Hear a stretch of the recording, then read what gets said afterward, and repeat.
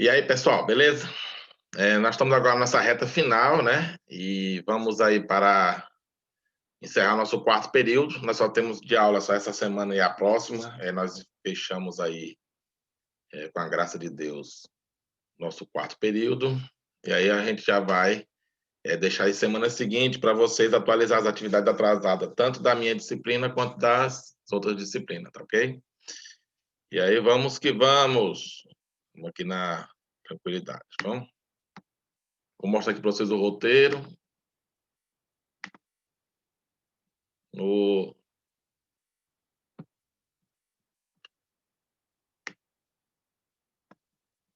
no roteiro de dezembro, a primeira semana aqui da 230, 240, vamos falar das leis de Kepler. Na segunda semana, 241, 245, a lei da gravitação de Newton, aquela velha lenda da história da maçã.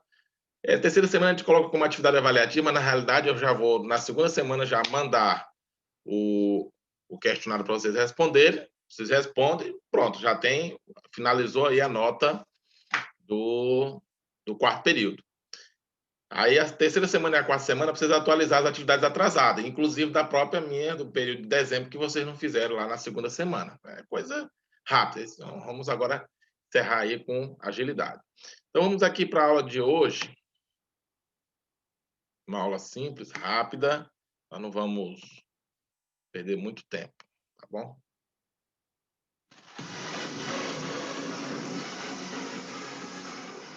Beleza, vamos lá.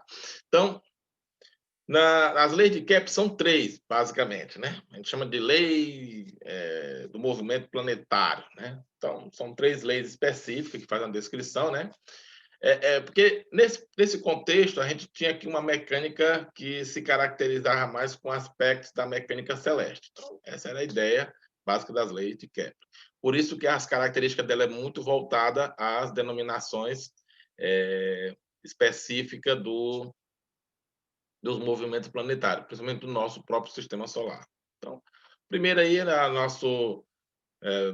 como era pensado nesse período aí, né, do século XVI ao século XVII, né, que é mais ou menos o que a gente tinha naquele presente momento, o Sol, né, e aí esses planetas orbitando. Observe que nós não tínhamos aqui outros planetas, como Netuno, né, ainda não tinha sido descoberto, né, mas a gente já tinha uma noção de Saturno, Júpiter, Marte, Terra, Vênus, né, Mercúrio, e aí eles orbitavam, a gente já tinha essa concepção que é uma das primeiras aspectos da lei da lei de Kepler, é o movimento elíptico, né, em torno do Sol, desses planetas, né?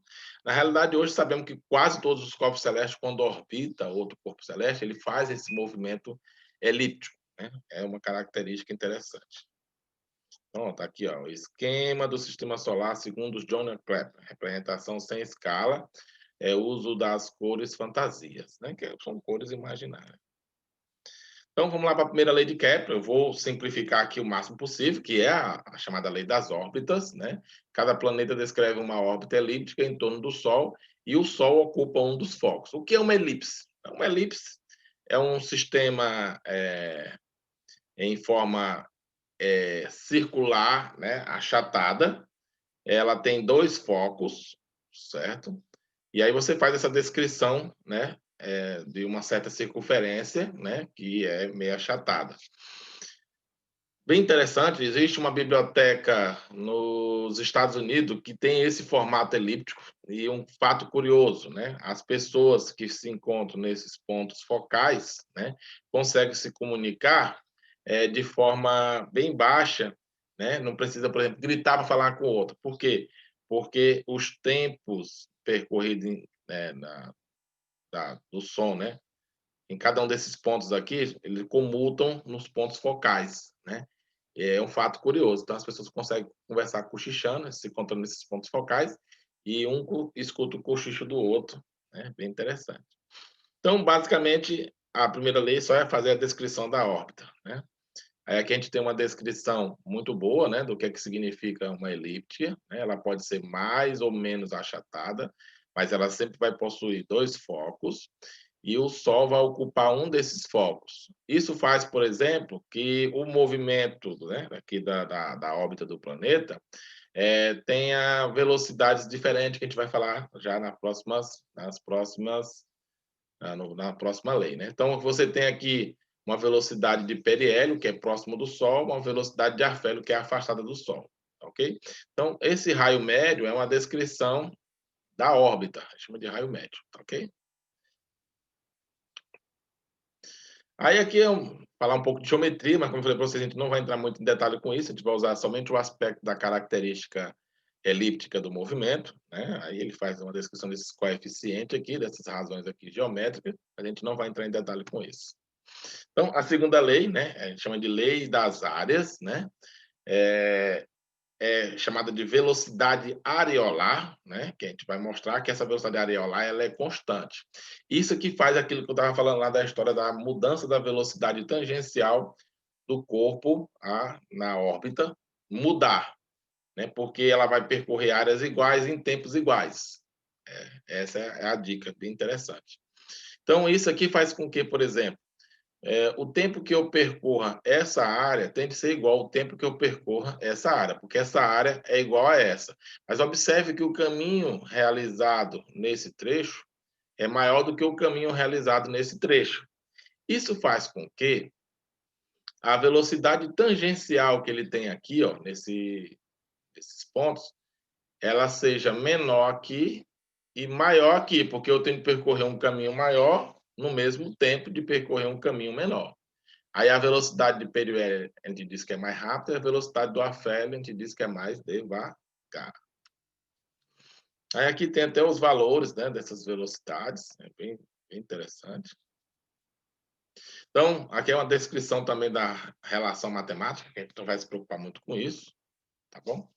O importante é vocês entrar em detalhe disso que eu falei aqui das velocidades tangencial, ó. Você tem aqui velocidade do periélio e o raio do periélio, né? Que é esse raio aqui, ó. Certo? Observe que esse raio é pequeno, né?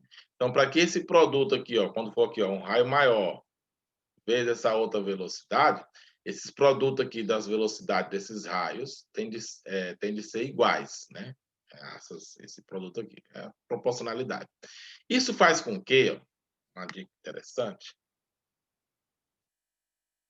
essa igualdade, ó, se, vamos lá, se esse raio for pequeno, essa velocidade, pela igualdade da proporcionalidade, tem de ser o quê? Grande. Se esse raio for grande, pelo produto da proporcionalidade, essa velocidade tem de ser pequena, que é o que a gente já tinha previsto lá pelos caminhos, né? Então, basicamente, é a garantia disso aí, ok? Vamos para a nossa terceira lei de Kepler. Simples, simples, simples, né? Essa daqui ainda é mais simples ainda do que a segunda, que é um pouco mais geometricamente mais detalhada. Então, é uma fórmula matemática que faz a descrição do período de órbita do planeta em relação ao raio médio, que a gente falou lá na primeira lei lá, aquele raio médio, né, da elipse. Então, ele diz que a razão entre o quadrado do período de translação de um planeta e o cubo do raio médio de sua órbita é igual para todos os planetas do sistema solar, ou seja, é uma constante. Essa constante ela vai depender aí, a gente não vai entrar em detalhe, do própria massa do Sol, certo? Mas a gente não vai entrar em detalhe com isso aí. Chama de proporcionalidade, é uma constante de proporcionalidade. Essas relações vai mostrar o quê? Que à medida que o raio aumenta, o período aumenta também. E essas relações foram encontradas matematicamente com a relação do quadrado e do cubo de ambos, né? Então, basicamente, essa é a ideia. É só vocês imaginar o seguinte, por exemplo, a Terra leva um ano para dar uma volta em torno do Sol. Plutão, que a gente não vai chamar de planeta, hoje é chamado de planeta não, mas orbita o Sol. Plutão com um raio médio, né, em relação ao Sol ainda muito grande, né, que a gente sabe disso, fica bem distante, né, fica na borda do nosso sistema solar, leva 243 anos para dar essa mesma volta. Só que, claro que uma distância maior. Então, é só para vocês terem uma noção do que significa estar afastado do Sol em relação, comparando aqui com a Terra, né, que a gente já sabe que o tempo para dar uma volta, o período de translação é um ano. Então, cada planeta que se afasta, ele faz esses tempos num valor maior. Por exemplo, Mercúrio, a cada 183 dias, ele dá uma volta, entendeu? Então, porque está mais próximo do Sol, consequentemente, ele dá a volta mais rápido do que a própria Terra. Só um jogo de comparação, tá ok? Aí aqui ele coloca aqui, ó, quanto mais afastado o planeta está do Sol, maior... Deixa eu tirar aqui a ponteira.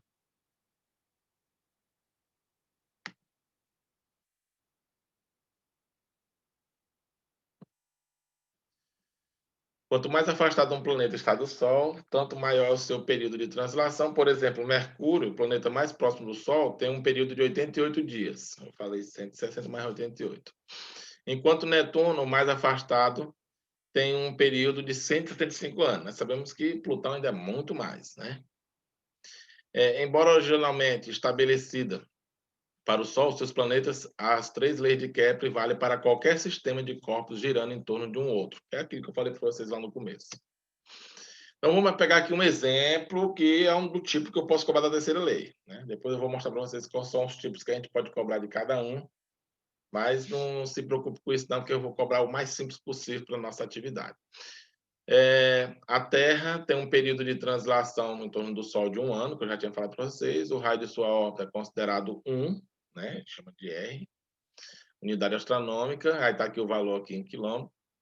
Considerando que Saturno tem uma órbita quase circular, né? Porque é uma elipse um pouquinho mais rechonchuda, 9,54 unidades astronômicas, ou seja, 9,54 vezes o raio da Terra. É mais ou menos assim a ideia, tá bom? Qual o seu período de translação em torno do Sol? Então, vamos fazer aqui aquela comparação que eu falei para vocês, ó, né? Igual, né? Então, t ao quadrado de 1 é r ao cubo de 1, tem que ser igual a t ao quadrado de 1 é r ao cubo dele mesmo, tá bom? Então, vamos lá. Então, você vai colocar aqui, ó, 1 e 1, né? Que é 1 ano e 1 r, como unidade astronômica. Aí, t ao quadrado, 9,54 ao cubo. Então, isso aqui vai dar 1 mesmo. Faz um cruz credo. Aí você vai aplicar aqui o cubo disso aqui, vai dar esse valor, 868,2. Aplica a raiz quadrada, vai dar 29,4 anos. Tá ok? Beleza, pessoal? Então, aqui tem uma tabelazinha que não vai precisar decorar. Isso aqui é só porque é para efeito mesmo de informação. Se vocês quiserem algumas informaçõezinhas, o Sol, unidade astronômica, Mercúrio, o raio equatorial, massa, rotação, satélite, translação, excentricidade orbital, né, que são variações, né, que acontece, densidade em grama por centímetro cúbico, informações que vocês queiram aí absorver sobre nosso sistema solar. E aí tem uma questãozinha aqui, simples, rápida, né, que envolve aquela história das áreas que eu falei para vocês, né? Então tá aqui, ó, um planeta gravita em torno do Sol, descrevendo uma órbita elíptica mostrada na figura, sem escala, claro. Os pontos A, B, C e D são tais que os percursos AB, percurso aqui, ó, AB, e o percurso CD, de tempos TAB, né, e TCD. O que se pode afirmar sobre os valores desses intervalos de tempo?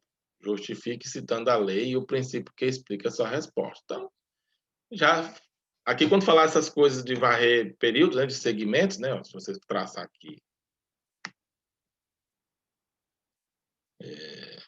opção de ponteiro. Você pega lá pela definição, ó, esse segmento que liga esse ponto, segmento que liga esse ponto, esse ponto.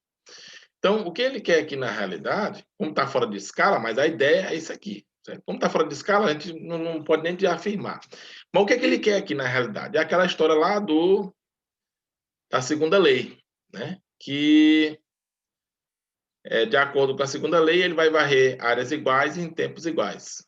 Tá ok? É mais ou menos por aí. Ou seja, esses tempos, né, a razão desses tempos aí, elas tendem a dar aproximadamente 1, né? Ou maior do que 1. Elas não podem ser menor do que 1. O ideal é que elas fossem igual a 1, que é para dar aquela história da constante, né? Varre tempos iguais, varre áreas iguais em tempos iguais, né? Então, ele botou aqui maior do que 1, exatamente porque, como está fora de escala, eu não posso nem afirmar o valor exato. Mas, pela segunda lei, ela tem de ser maior ou igual a 1. Ou seja, essa razão dos tempos aí delas. Como está fora de escala, eu não posso afirmar. Então, vamos botar aí que igual a gente não pode dizer, mas com certeza ela tem de ser maior do que 1, essas razões aí. Elas não podem ser menor do que 1, tá ok? É a segunda lei de Kepler. Vamos agora para a próxima questão. Na questão 2, em busca da compreensão pelo mundo em que vive, o homem desde a antiguidade formulou diferentes modelos para o universo. É incorreto afirmar, né? Então vamos procurar aqui que é incorreto. Então vamos lá. Aristóteles imaginou o modelo geocêntrico, pronto. Bem aqui já está dizendo que realmente foi Aristóteles que imaginou o modelo geocêntrico. Qual o modelo geocêntrico? Aquele que a Terra é o centro do universo, né? Não era nem do sistema solar, ele ia falar que era do universo. No qual o movimento ocorria na Terra eram diferentes dos que ocorriam nos céus, ou seja, era a mecânica celeste e a mecânica terrestre. Aí o Kepler já trouxe isso, dizendo que a mecânica era uma coisa só, era uma descrição específica, mas a mecânica era uma coisa só. Tá ok? Então, isso aí tá certo. B.